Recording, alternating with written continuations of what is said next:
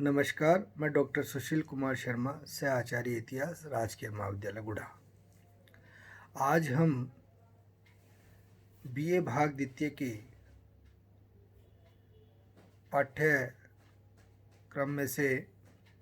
प्रश्न पत्र मध्यकालीन भारत का इतिहास में दिल्ली सल्तनत से संबंधित चर्चा करेंगे। देखिए, मध्यकालीन भारत में जो शासन तंत्र रहा, जिन राजवंशों ने शासन किया, उनमें से हम यहाँ की अगर प्राचीन काल की व्यवस्था को देखें तो प्राचीन काल से जो व्यवस्थाएं चली आ रही थी वह आगे आते आते मध्यकाल तक आते आते 8वीं शताब्दी से हम देखते हैं कि विदेशी आक्रांताओं के आक्रमण होने प्रारंभ हो गए थे और यह आक्रमण सतत अवस्था में जारी रहे। लेकिन ये अवस्थाएं कैसी थी कि बाहरी आक्रांता यहाँ पर आते थे और लूट मार करके धन आदि एकत्रित करके वापस चले जाते थे। लेकिन 12वीं शताब्दी तक आते आते इन मुस्लिम आक्रांताओं के द्वारा ये देखा गया कि ये जिस क्षेत्र से आ रहे थे वह क्षेत्र निर्जर क्षेत्र थे, आर्थिक व्यवस्थाएं बहुत कमज़ोर थी और यह जिस क्षेत्र पर वह आक्रमण करके और यहाँ से लौट रहे थे, यहाँ पर सारी की सारी स्थितियाँ उनके अनुकूल थी, चाहे वो शासन प्रशासन की हो, राजनीतिक स्थितियाँ हो, आर्थिक व्यवस्थाएं हो, सभी कुछ उनके पक्ष का था। धीरे धीरे उनके द्वारा यहाँ पर शासन तंत्र को प्रभावी करने का काम किया जाता है और ऐसे में दिल्ली सल्तनत का आविर्भाव होता है। 1206 ईस्वी में कुतुबुद्दीन ऐबक के द्वारा गुलाम वंश की स्थापना यहाँ पर कर दी जाती है और 1206 से लेकर 1526 जब यहाँ पर बाबर आता है तब तक यहाँ पर दिल्ली सल्तनत नामक शासन सत्ता का जो समय रहा उसे दिल्ली सल्तनत के नाम से जाना जाता है, जिसमें 5 राजवंशों ने प्रमुखतः शासन किया। उन 5 वंशों के शासनकाल के दौरान यहाँ पर अलग अलग शासक रहे और उन शासनाध्यक्षों ने इतना सशक्त शासन किया है कि उन्होंने पूरे हिंदुस्तान के क्षेत्र को अपने अंदर समाहित करने का कार्य कर लिया था, जिसकी चर्चा हम पूर्व में कर चुके हैं। आज हम ये चर्चा करेंगे कि यह जो दिल्ली सल्तनत इतना बड़ा साम्राज्य स्थापित हो चुका था, जिस पर गुलाम वंश, खिलजी वंश, तुगलक वंश, सैयद वंश, लोदी वंश, इन 5 वंशों ने जो शासन किया और एक से एक बड़े शासक हुए, उसमें चाहे अपन कुतुबुद्दीन ऐबक की बात कर लें, इल्तुतमिश की बात कर लें, जलालुद्दीन खिलजी की बात कर लें, अलाउद्दीन खिलजी की बात कर लें, रक्त एवं लौह की नीति वाले बलबन की बात कर लें, रजिया की बात कर लें, एक से एक बड़े शासक हुए। उन्होंने इस साम्राज्य को अपने चरम पर पहुंचाया, अपनी नीतियों से सशक्त बनाया। तो फिर ऐसी कौन सी मूलभूत अवस्थाएं हुई जिसके कारण यह धराशायी हो गया और यह दिल्ली सल्तनत समाप्त हो गई? तो इसके जो मूलभूत कारण हैं उनकी अपन समीक्षा करेंगे और उनके विचारों को अपन जानेंगे कि किस प्रकार इसमें स्थिति हुई। तो इसके जो मूलभूत कारण थे उसमें सबसे पहली चीज़ तो अपन ये जानने का पहला पक्ष तो अपन ये देखते हैं कि दिल्ली सल्तनत में जितने भी शासक हुए वह निरंकुश प्रवृत्ति के थे। निरंकुश शासक होने के कारण जनता के साथ में उनका किसी भी प्रकार से सौहार्द बहुत अच्छे से स्थापित नहीं हो पाया और इनके द्वारा बहुत सी जगह ऐसे अत्याचार भी किए गए जिसके कारण कि समाज इनसे दूर हटता हुआ चला गया। सामाजिक अवस्था इनके पक्ष में नहीं आई, जो कि लंबे समय में जाकर के इनके लिए नुकसान का प्रतीक बनी। दूसरा, इनके अंदर उत्तराधिकार के कुछ निश्चित नियम इनके द्वारा नहीं बनाए गए थे। तो उत्तराधिकार के नियम निश्चित नहीं होने के कारण इनमें अक्सर जब भी नया राजा आता था, नया शासक आता था, तो इनमें आपसी द्वंद्व पैदा होते थे, आपसी संघर्ष होते थे और उस संघर्ष की स्थिति से भी इनकी स्थितियां कमज़ोर होने लगी और धीरे धीरे ये पतन की ओर जाने लगे। तीसरा जो मूलभूत कारण है कि जो सुल्तान देखे गए हैं इस काल में या उनके जो मुख्य सिपह सालार होते थे, उनके अंदर भी चारित्रिक पतन देखा गया है। अगर हम उनके विश्लेषण करें तो चरित्र उनके बहुत अच्छे या मजबूत चरित्र नहीं थे, तो उसके कारण भी इनको उस समय पतन की ओर जाना पड़ा। फिर इसमें एक मुख्य कारण हम देखते हैं दास प्रथा। तत्कालीन समय इनके द्वारा दास पाले जाते थे। जैसा कि आप सबको मैंने पहले भी बताया है कि बलबन भी दास प्रथा से ही आया हुआ शासक था, और इल्तुतमिश के समय में तो जो इसके दास थे वो बहुत ज़्यादा हावी हो गए थे, और उसमें 40 गुलामों का एक दल बन गया था जिसे तुर्कान चहलगामा कहा जाता था। वह इतना शक्तिशाली हो गया था कि कई बार तो उसकी निरंकुशता की यह स्थिति थी कि वह शासन के तंत्र को भी मानने को बाध्य नहीं होता था। तो इससे क्या हुआ, सामाजिक परिवेश के साथ में राजनीतिक स्थितियां भी बिगड़ने लगी, और धीरे धीरे शासक का नियंत्रण सत्ता पर कमजोर होने लगा और उसकी नीतियां अप्रभावी होने लगी। इसके बाद में हम देखते हैं कि दिल्ली सल्तनत के अधीन एक बहुत विशाल साम्राज्य की स्थिति बन चुकी थी। तो विशाल साम्राज्य की स्थिति बनने के कारण उस समय विकेंद्रीकृत व्यवस्था पर ध्यान नहीं दिया गया, यानी कि क्षेत्रीय शक्तियों का संचालन कैसे होगा, उनकी राजनीतिक स्थिति कैसे होगी, उनकी सामाजिक स्थिति कैसी होगी, धार्मिक व्यवस्थाएं कैसी रहेंगी और आर्थिक स्थितियां कैसे रहेंगी। तो यह सारा का सारा केंद्रीकृत व्यवस्था के अधीन इसका इस प्रकार से कोई ऐसा तंत्र नहीं था जो कि इतने बड़े विशाल साम्राज्य को अपने अधीन समाहित कर सके। तो ऐसी स्थिति में क्षेत्रीय शक्तियों का उदय होने लगा और दिल्ली सल्तनत कमजोर होने लगी।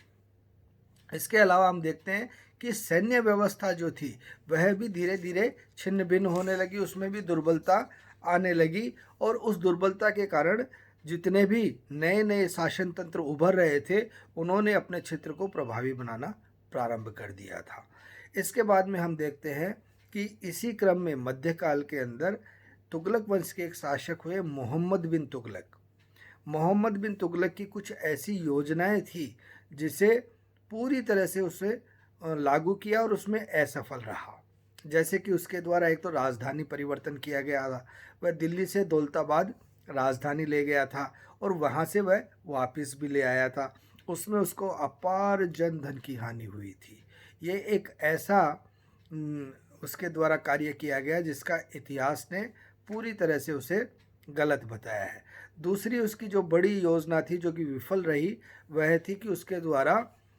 सोने और चांदी की जो भी मुद्राएं प्रचलन में थी उनको हटा करके और उसके द्वारा सांकेतिक मुद्रा चला दी गई। इससे भी राजकोष खाली हो गया, आर्थिक व्यवस्थाएं बहुत ज़्यादा कमज़ोर हो गई। ऐसे उसके द्वारा अनेक कार्य किए गए और वो सारे के सारे असफल रहे। यह भी मध्यकाल में एक बहुत ही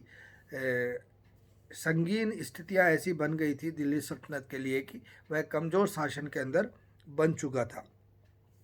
और इस समय एक चीज़ ये भी देखने में आती है कि फिरोज़ जो था, फिरोज़ जो शासक हुआ है, फिरोज़ तुगलक, उसकी भी कहा जाता है कि तत्कालीन समय जो सांप्रदायिक सौहार्द था उसके द्वारा समाप्त कर दिया गया और वह धर्मांधता के अंदर विश्वास करता था। धर्म के प्रति उसकी अलग तरह से आसक्ति थी, उसने भी समाज को अलग कर दिया। इसके आगे जाकर के हम देखते हैं कि तत्कालीन समय केवल ऐसा ही नहीं था, दिल्ली सल्तनत के इन शासकों की जो व्यवस्थाएं या उसमें जो कमियां उजागर होने लगी, उसके बाद में इस समय मंगोल आक्रमण भी इसका एक मूलभूत कारण रहा। मंगोल आक्रमण हुए और मंगोल आक्रमण के कारण दिल्ली सल्तनत काफ़ी कमज़ोर हो गई और उनको इन व्यवस्थाओं को निरंतर चालू रखने के अंदर कठिनाइयाँ महसूस होने लगी। इसी समय हम देखते हैं कि तैमूर का आक्रमण हुआ 1398 ईस्वी में। तैमूर मध्य एशिया से आया था और तैमूर के द्वारा इतना विभत्स यहाँ पर आक्रमण किया गया कि यहाँ की व्यवस्था पूरी तरह से चरमरा गई और दिल्ली सल्तनत पूरी तरह से कमज़ोर स्थिति में आ गई। कहा तो ये भी जाता है कि तत्कालीन समय कुछ छोटे से क्षेत्र पर ही इनका शासन तंत्र रहा था, बाकी तैमूर के द्वारा पूरे क्षेत्र को पूरी तरह से तहस नहस कर दिया गया था। उसके बाद में फिरोज के जो उत्तराधिकारी थे उनको भी ये माना गया है कि वे अयोग्य थे, योग्यता की उनमें बिल्कुल कमी थी, जिसके कारण भी ये व्यवस्थाएं ऐसी बिगड़ी और धीरे धीरे दिल्ली सल्तनत जो है वह कमज़ोर होता हुआ चला गया। उसके बाद में ये जो तीन वंश थे उनकी तो फिर भी अपन स्थितियों को इस रूप में देख सकते हैं कि इनकी आर्थिक व्यवस्थाएं भी इतनी कमज़ोर नहीं थी, लेकिन सैयद व लोदी वंश जो थे उनका शासन तंत्र काफ़ी कमज़ोर रहा और इस समय तक आते आते क्षेत्रीय शक्तियाँ जो थी वह प्रबल होती हुई चली गई और उनकी प्रबलता के कारण धीरे धीरे यदि राजतंत्र तो कमज़ोर थे ही थे और साथ में इनकी कमज़ोरी के साथ में और क्षेत्रीय शक्तियों का उदय हुआ और फिर विदेशी शक्तियों के यहाँ पर आक्रमण भी होने लगे। इस समय समाज के अंदर भी आपसी सद्भाव कम हो गया था। हिंदुओं के साथ में कठोर व्यवहार किया जाने लगा था। हिंदुओं के ऊपर कुछ अतिरिक्त कर लगा दिए जाने लगे थे जिससे समाज विभक्त हो चला था और इस समय तक जो ज़्यादा संख्या की अगर बात करें तो हिंदुओं की संख्या बहुत ज़्यादा थी। ऐसी स्थिति में समाज का सहयोग जो है इन शासकों को प्राप्त नहीं हुआ और वह भी इनकी दिल्ली सल्तनत की पतन के अंदर बहुत मुख्य भूमिका के रूप में रहा। और उसके बाद में अंतिम या उसे अपन कहें कि मरणात्मक चोट के रूप की बात करें तो इस समय मुगल शासक बाबर का यहाँ पर आक्रमण हुआ और बाबर जो था, बाबर के जो आक्रमण हुआ और पानीपत के युद्ध में उसने जो विजय प्राप्त करी वह एक ऐसी मरणात्मक चोट थी जिसकी स्थिति दिल्ली सल्तनत सहन नहीं कर पाई। उस बाबर के संघर्ष, बाबर की विजय और बाबर को आमंत्रण के विषय में भी इतिहास में बहुत से अलग अलग वक्तव्य हमें प्राप्त होते हैं, लेकिन दिल्ली सल्तनत की इन मूलभूत कमियों के बाद में और जो मरणात्मक चोट दी या दिल्ली सल्तनत के पतन को पूरी तरह से प्रभावी बनाया वह बाबर के आक्रमण ने बनाया। बाबर जो था वह मध्य एशिया से आया था और मध्य एशिया से आने के बाद में जब उसने यहाँ पर आक्रमण किया, कहते हैं कि आया तो प्रारंभ में वह भी लूटमार की स्थिति में था, लेकिन जब उसने यहाँ पर राजनीतिक विच्छिन्नता देखी और उसके द्वारा ये समझ में आया कि यहाँ पर शासन करना बहुत ही सरल होगा और ऐसी स्थिति को समझते हुए उसी के द्वारा सबसे पहले जिहाद शब्द का इजहार किया गया, यानी कि धर्म युद्ध की बात की गई। और उसके द्वारा जब सांगा के सामने उसकी सेनाएं जो है वो पीछे हट रही थी तो कहते हैं कि उसने एक ओजस्वी भाषण दिया और उस ओजस्वी भाषण में उसके द्वारा कहा गया, एक बहुत बड़ी बात कही गई उसके द्वारा कि मैं यह जो युद्ध करने जा रहा हूँ यह किसी ज़मीनी टुकड़े के लिए किया जाने वाला युद्ध नहीं है। कहते हैं कि इससे पहले जो था बाबर बहुत ही भोग विलासी प्रवृत्ति का था। उसने अपनी सारी स्थितियाँ परिवर्तित कर दी और सारी स्थितियाँ परिवर्तित करके कहा कि यह युद्ध ज़मीनी लड़ाई के लिए नहीं है, यह एक संस्कृति पर दूसरी संस्कृति की विजय के लिए किया जाने वाला युद्ध है। एक बहुत बड़ी सोच, बहुत बड़ी चिंतन के साथ में उसने संघर्ष किया और उन्होंने पूरी अपनी जो सेना थी उसमें एक जोश का संचार कर दिया। कहते हैं कि बहुत ही शक्ति के साथ बाबर की सेना लड़ी और बाबर की सेना ने न केवल हिंदुस्तान पर अपना साम्राज्य स्थापित किया बल्कि दिल्ली सल्तनत को पूरी तरह से उसके द्वारा समाप्त कर दिया गया और एक नए राजवंश की, जिसे मुगल वंश के नाम से जाना जाता है, उसकी स्थापना की और आने वाले 300 वर्षों तक इसी शासन भारत पर इसी वंश के द्वारा शासन किया गया और दिल्ली सल्तनत पूरी तरह से समाप्त हो गई। तो ये मूलभूत कारण थे दिल्ली सल्तनत के पतन के, जिसमें अपन ने देखा कि निरंकुश शासक थे, धार्मिक जो उनकी स्थितियाँ थी वह ज़्यादा सद्व्यवहारी नहीं थी, उत्तराधिकार के उनमें उपयुक्त नियम नहीं थे, आर्थिक व्यवस्थाएं उन्होंने स्वयं की नीतियों से कमज़ोर कर ली, कुछ शासक जो हुए उनकी नीतियों ने इसको कमज़ोर किया। ऐसी मूलभूत व्यवस्थाएं और उसके बाद में मंगोल आक्रमण, तैमूर के आक्रमण और अंततः बाबर के आक्रमण ने दिल्ली सल्तनत के पतन को पूरी तरह से प्रभावी बना दिया और दिल्ली सल्तनत पराभव में चला गया और नए वंश मुगल वंश की यहाँ पर स्थापना हो गई। धन्यवाद।